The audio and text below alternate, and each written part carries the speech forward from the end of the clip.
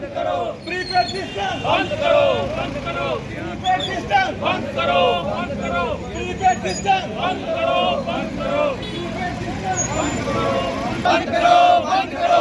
बिजली बिल की मार क्यों सहे जम्मू हर बार, बिजली बिल की मार क्यों सहे जम्मू हर बार। प्रीपेड सिस्टम बंद करो, बंद करो, बिजली बिल की मार नहीं सहेगा जम्मू हर बार। प्रीपेड सिस्टम बंद करो, बंद करो, प्रीपेड सिस्टम बंद करो, बंद करो, प्रीपेड सिस्टम बंद करो, बंद करो, प्रीपेड सिस्टम बंद करो, बंद करो, प्रीपेड सिस्टम बंद करो, बंद करो। बिजली बिल की मार क्यों सहे जम्मू हर बार, बिजली बिल की मार क्यों सहे जम्मू हर बार। बंद करो जम्मू को लूटना बंद करो, बंद करो, जम्मू को लूटना बंद करो। देखिए, मैं अजय सिंह सैनी, युवा अध्यक्ष एकम सनातन भारत पार्टी से आज का जो प्रदर्शन है बिजली के संदर्भ में है, पर आज का प्रदर्शन एक विरोध के रूप में नहीं है। आज के प्रदर्शन के दो रूप हैं। पहला रूप जो जम्मू का दुख दर्द है वो आज हम आप मीडिया के माध्यम से सरकार के समक्ष और बिजली विभाग के समक्ष रखेंगे। दूसरी जो तो इसका दूसरा पहलू है वो ये है कि सरकार जिस तरह आज असमंजस में प्रीपेड मीटर को लॉन्च कर रही है, आज हम फैक्ट्स के आधार पर, तथ्यों के आधार पर आज सरकार के समक्ष एक हम अपना रूप रखेंगे कि आप इस प्रॉब्लम से किस तरह बाहर आ सकते हैं, उसकी सजेशन भी दी जाएगी। सबसे पहले मैं आपका ध्यान तथ्यों पर ले जाना चाहूँगा। आपको मैं तथ्य बताना चाहूँ कि हमारे जम्मू कश्मीर में सबसे पहले देखिए कि 10,000 मेगावाट की जो बिजली है, तथ्यों के आधार पर मैं कह रहा हूँ, वो जम्मू में बन रही है और 2,000 के करीब जो है बिजली कश्मीर में बनती है। विडंबना ये है कि NHPC जैसे जो प्रोजेक्ट हैं, जो हमारे भारत के ही प्रोजेक्ट हैं, पर जम्मू के जो संसाधन हैं उनको लूट रहा है हमारा सरकार। कहने का मतलब है वो हमारे अपने हैं, पर जम्मू पर सबसे पहला हक बनता है हमारे संसाधनों पर हमारे संसाधनों का 70% जो है वो सरकार अपने समक्ष रख रही है। मैं बताना चाहूँगा आपको कि जिस तरह मैंने बताया कि 10,000 मेगावाट बिजली, उसमें से भी जो 3,000 मेगावाट बिजली जो जम्मू के लिए बचती है और सिर्फ 1,000 मेगावाट जो कश्मीर के लिए बचती है, उसमें भी आधी से ज़्यादा बिजली कश्मीर को दी जाती है। और जम्मू की कंडीशन ये है कि यहाँ पर रोज़ाना हमें कट देखने को मिलते हैं, हर दिन यहाँ पे लोगों को त्राहिमाम करना पड़ता है।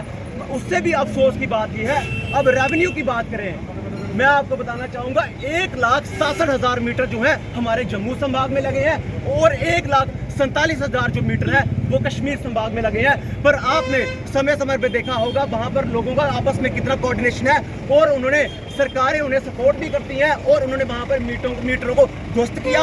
आज जो वहाँ मीटरों की जो संख्या वो 1 लाख के करीब है। अब मैं आपका ध्यान इस चीज़ पर लेके आना चाहूँगा, वहाँ पे मीटर 1 लाख, यहाँ पे मीटर 1,67,000। जम्मू में बिजली कितनी बनती है? 70%, कश्मीर में 10%। और कंजप्शन कश्मीर की, सुनिए, उपभोग इस्तेमाल करने की जो क्षमता है वो कश्मीर में 2 गुना है। समझ लीजिए, अगर जम्मू 100 यूनिट एक रूप में इस्तेमाल करता है तो कश्मीर 200 करता है। मगर अब बात आई रेवेन्यू की, तो मैं आपके ध्यान में लाना चाहूँगा, रेवेन्यू जम्मू को मिलता है 2100 करोड़ देना पड़ता है और कश्मीर 1340 करोड़।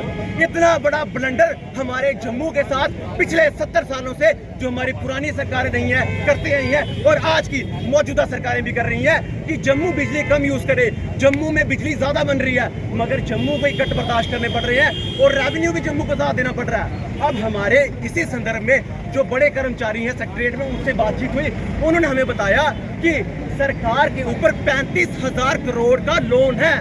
बिजली विभाग आज पूरी तरह से कर्ज में डूबा हुआ है। हमने उनके समक्ष एक सुझाव रखा कि कश्मीर पिछले 70 सालों से, मैं आपको बताऊं कि अगर 1340 करोड़ की जो आय वहां से जनरेट हो रही है और 2100 करोड़ जम्मू से लिया जा रहा है, हर साल 1,000-1,500 करोड़ का जो फ्रॉड है, जो घोटाला है, वो कश्मीर कर रहा है क्योंकि उनके राजनेता उनके साथ हैं, उनके साथ बिजली विभाग के लोग भी हैं। मगर जिस तरह जो ये हमारी सरकारें एंटी जम्मू है, एंटी डोगरा है, एंटी हिंदू भी हैं, ये लोग कभी भी डोगरों को उठता हुआ नहीं देख सकते हैं। उस चीज़ को देखते हुए ये वहाँ पे कोऑर्डिनेशन के तौर पर हमने उनको सुझाव दिया कि 35,000 करोड़ की जो आप बात कर रहे हैं, 1,000 करोड़ एक साल में और पिछले 70 सालों से मल्टीप्लाई कर लेंगे तो ये रकम कम से कम 1 लाख करोड़ की बनती है और 35,000 करोड़ का जो आपका इतना बड़ा कर्ज है आराम से चुकता हो जाएगा। कहने का मतलब ये है, सरकार को भी सुझाव दे दिया, सरकार जिस असमंजस में है कि हम लोग कर्जे में डूबे हुए हैं, इसीलिए हम जम्मू का खून पिएंगे, जम्मू के लोगों का खून चूसेंगे।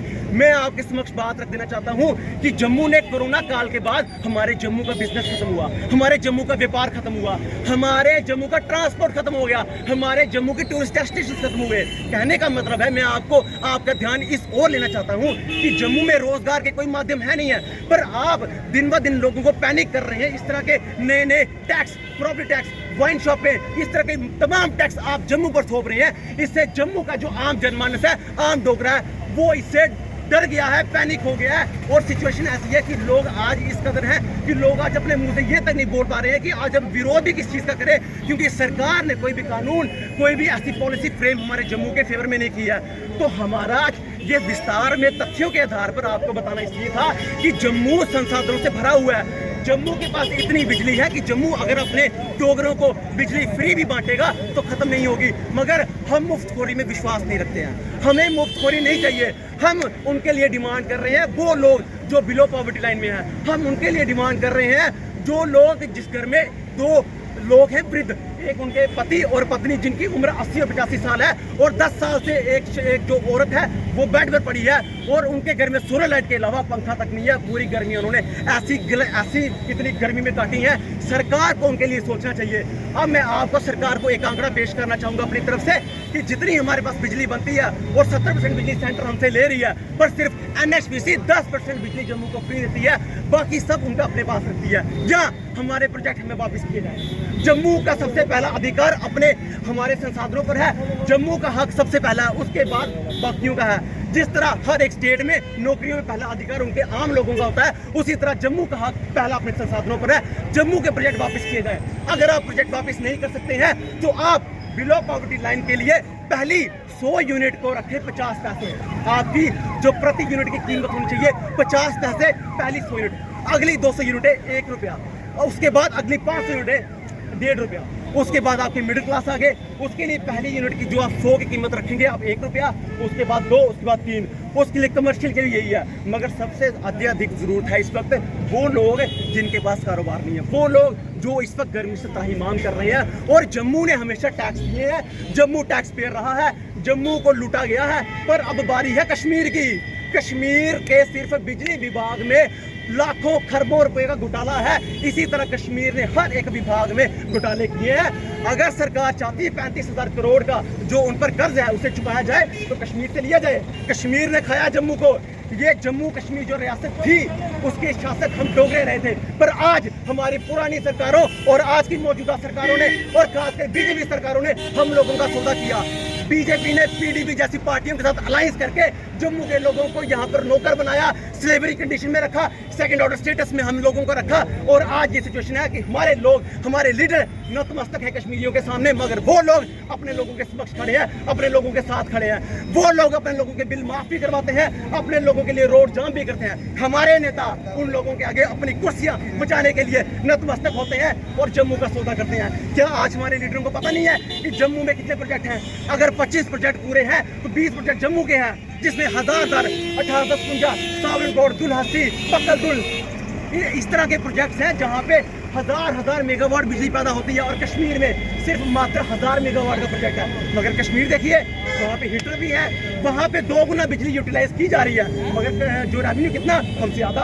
अरे हमने क्या गुनाह किए हैं? इसीलिए हमारी साफ शर्तें 3 हैं, सुन ली जाए। पहली शर्त, प्रॉफिट जो ये प्रीपेड सिस्टम आ रहा है, लोगों को पैनिक ना किया जाए, लोगों को डराया ना जाए। लोग ऑलरेडी कोरोना काल के बाद व्यापार बंद होने से, ट्रांसपोर्ट खत्म होने से, टूरिस्ट खत्म होने से लोगों के पास व्यापार का कोई भी साधन नहीं है। इसलिए प्रीपेड सिस्टम लाके लोगों को डराया ना जाए, उन्हें पैनिक ना किया जाए। दूसरी हमारी जो कंडीशन है वो ये है कि BPL लोग, उनके लिए मात्र जो सीमा जो तय की जाए कीमत, मैंने बताया 50 पैसे से लेकर पहली 100 यूनिट है, उसके बाद 1 रुपया, उसके बाद 1.5 रुपये। तीसरी हमारी शर्त ये है कि अगर सरकार चाहती है कि कर्ज चुकाया जाए तो वो कश्मीर से सीधा लिया जाए, क्योंकि जम्मू ने ठेका नहीं लिया है। जम्मू को हमेशा हमारी जो हुक्मरान है, हमारी LG एडमिनिस्ट्रेशन है, उनकी तरफ से वाइन शॉप की बरमाद कर दी जाती है। 200, 300, 400 वाइन शॉप जम्मू में, उनके टैक्स लेना है। और कश्मीर में कितनी वाइन शॉप है मैं आपसे पूछ रहा हूँ? दो wine shop. Property tax Jammu दे, तमाम टैक्स जम्मू दे, टोल टैक्स जम्मू दे। और कश्मीर को आपने मलाई चाटने के लिए रखा हुआ है और समय समय पर आप जम्मू का खून चूस रहे हैं। ये हम बर्दाश्त नहीं करेंगे। और आप मीडिया बंधुओं के माध्यम से समक्ष जितने भी लोग यहाँ खड़े हैं, इनके माध्यम से मैं आपको बता देना चाहता हूँ कि बम बम भोले वाला टाइम वापस ना लाए, क्योंकि ये बहुत जायज़ डिमांड है। जो कंडीशन है वो ऐसी नहीं है कि हम आपका और जुल्म बर्दाश्त कर पाए, क्योंकि रोजगार के माध्यम 0 है और टैक्स के माध्यम 100 है। हम बर्दाश्त नहीं करेंगे। अगर आपने हमारी जायज़ मांगों को सुना नहीं, उन पर कोई संज्ञान नहीं लिया, तो आने वाले समय में ये जन आंदोलन पूरे जम्मू में निकलेगा और एक बार फिर से बम बम बोले जैसी स्थिति पैदा होगी, जिसमें सिर्फ जीत जम्मू की होगी, मगर उसमें हार सिर्फ सरकार की होगी। क्योंकि जब जब जम्मू इकट्ठा हुआ है, जब जब डोगरे इकट्ठे हुए हैं, महाराजा साहब की छुट्टी भी मिली है, और जब जब डोगरे इकट्ठे हुए हैं, बिजली के बिल भी माफ होंगे और हमारे संसाधनों पर पहला हाथ हमारा होगा, उसे हम लेकर रहेंगे। धन्यवाद।